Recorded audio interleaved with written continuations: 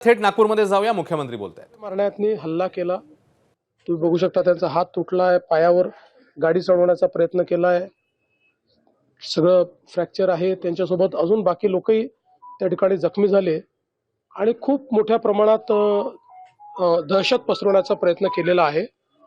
मात्र या कुठल्याही दहशतीला आमचा पक्षही घाबरणार नाही, आमचे कार्यकर्ते घाबरणार नाही आणि जनताही अशा दहशतीला आपल्या मतपेटीतनं उत्तर देईल। पण अशा ज्या काही प्रवृत्ती आहे, या प्रवृत्तीचा अतिशय कडक बंदोबस्त हा केला जाईल। तुम्ही राज्याचे प्रमुख आहात, भाजपचे प्रमुख नेते आहेत, मात्र आज तुम्ही आपल्या एका मित्राकडे पण आलेत कुशलक्षेम जाणून घेण्यासाठी। नाही, शेवटी असं आहे की भारतीय जनता पक्षाचा कुठलाही कार्यकर्ता, भूषण चिकणे तर फार सिनियर कार्यकर्ते आहेत, मित्र देखील आहेत, पण कुठल्याही कार्यकर्त्याला जर अशा प्रकारे कोणी हात लावण्याचा प्रयत्न केला तर आम्ही त्याला सोडणार नाही।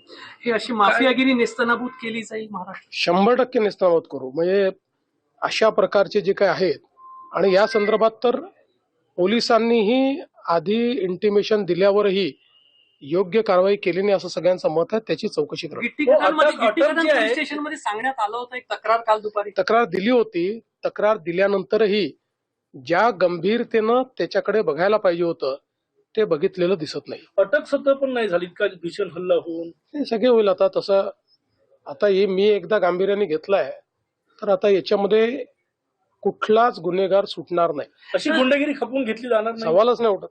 मग बोगस वोटरच्या नावाखाली मुंबईत भगवा ब्रिगेड बघून ठोकून काढू वगैरे अशी भाषा केली जाते। नाही, फक्त ही जी काही कुठली ब्रिगेड त्यांनी तयार केली आहे ती काही बूथ समोर दिसत नाही, मालवणीला वगैरे दिसली नाही, अशा काही अनेक बूथ आहेत की ज्या ठिकाणी ती दिसत नाहीये। सिलेक्टिव्ह आहे का, एवढंच मला विचारायचं आहे। म्हणजे सिलेक्टिव्ह दहशत निर्माण करत। सिलेक्टिव्ह पण कोणी दहशत निर्माण करण्याची आता यांची क्षमताच राहिली नाही। तुम्हाला एक सांगतो, हे काय दहशत निर्माण करतील, यांच्यात काय क्षमता राहिली आहे, आणि कोणी केलं तर पोलीस ठोकून काढतील।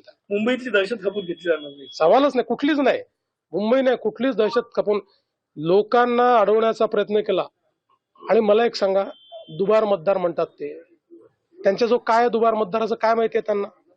दुबार मतदार शोधण्याचं काम इलेक्शन कमिशनने केलं, इलेक्शन कमिशन करेल। तुमचा जो एजंट हात बसलेला आहे तो एजंट त्याच्यावर बघेल, त्यांनी ऑब्जेक्शन घेतलं पाहिजे। आम्ही घेऊ, कोणी दुबार मतदार घेतला तर आम्ही ऑब्जेक्शन घेऊ त्याच्यावर। पण हे कोणचं आम्ही मारामाऱ्या करू? म्हणजे मतदान कमी झालं पाहिजे याकरता प्रयत्न आहे। थँक्यू। एबीपी माझा, उघडा डोळे बघा नीट।